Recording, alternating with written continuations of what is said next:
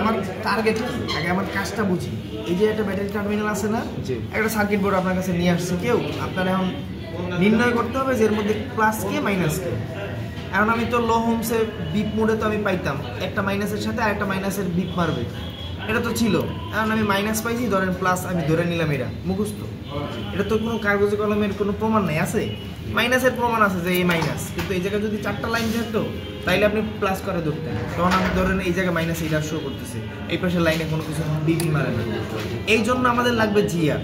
ঠিক আছে, আমি এই জায়গার লাইনের সাথে কার সংযোগ বেশি, মানে গ্রাউন্ডের সাথে কার সম্পর্ক কত দূরে, এটা মাপবো। তাইলে আমি জিআর মোডে যখন যাবো, ডায়োড টেস্টে যাবো, আমার কাজ হচ্ছে রিভার্স আমি ধরবো। হ্যাঁ, নেগেটিভ টু পজিটিভ। কারণ আমি যদি এইটারে এভাবে ধরি তাহলে কিন্তু আমার রিভার্স হয়ে যাচ্ছে। মানে আমার এগুলো কি নেগেটিভ না, এই 3টা নেগেটিভ না, নেগেটিভে যখন পজিটিভ ধরতেছি রিভার্স, এই নেগেটিভে যখন এই নেগেটিভ ধরতেছি তাহলে আমি ফরওয়ার্ডে ভাবতেছি। ঠিক আছে, নেগেটিভের ওই পাশেও নেগেটিভ কানেক্ট করতে হবে, এরকম কোনো ডায়োডের ক্ষেত্রে না। আপনি এই জায়গায় এইভাবে ধরছেন, আপনি কী ধরলেন, ফরওয়ার্ড ধরলেন, নেগেটিভ ধরছেন, ফরওয়ার্ড হয়ে গেছে।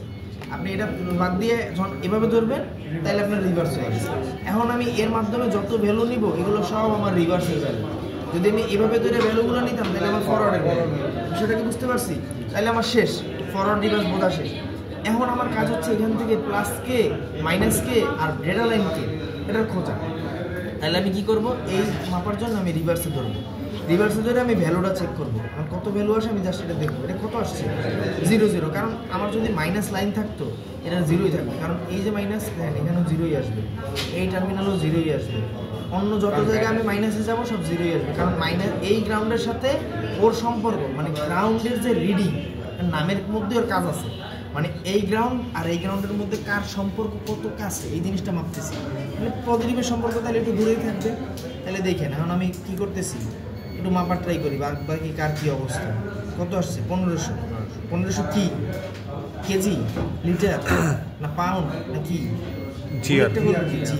এটা মনে রাখবেন সবসময় যে আপনি ডায়োড টেস্টে যত ভ্যালু পাবেন ওরে আপনি জিআর বলবেন, মানে গ্রাউন্ড রিডিং, মানে এই গ্রাউন্ডের সাথে ওর সম্পর্ক এত দূরে, 1500 জিআর বা এই ভোল্টেজটা ড্রপ হয়েছে। ঠিক আছে, এত দূরত্ব।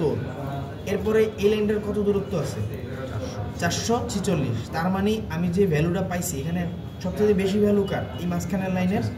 আর আমার লজিক হচ্ছে ডেটা লাইনের বা বিএসআই লাইনের জিআর সবসময় হাই থাকে, বেশি থাকে।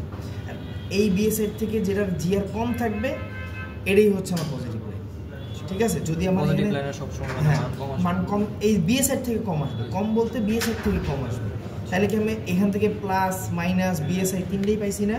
যদি আমার এখানে আরও একটা টার্মিনাল থাকতো, 2টা থাকতো, সেইভাবেই আমি মাপতাম, দেখতাম যে এটার মধ্যে হয় ওয়েল আসতো, তাহলে বুঝতাম যে ওর মধ্যে কোনো লাইনই নেই।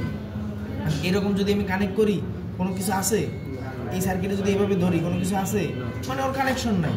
এখন যদি এই জায়গায় আরও টার্মিনাল থাকতো, আমি এইভাবে ধরতাম, ওর মধ্যে কোনো কানেকশন না থাকলে ও এইভাবে ওয়েলই আসতো, এই যে ওয়েল আসতেছে না, এভাবে ওয়েলই আসতো। অথবা যদি কোনো ব্যাটারির লাইন থাকতো, কারণ আমরা প্রসেস কি, এই ডেটা লাইনের মাধ্যমে ব্যাটারির টেম্পারেচার শো করে, ব্যাটারির হেলথ শো করে, ব্যাটারি কতটুকু চার্জ হইতেছে সব শো করতেছে না, মানে ব্যাটারির সব ইনফরমেশন দিতেছে।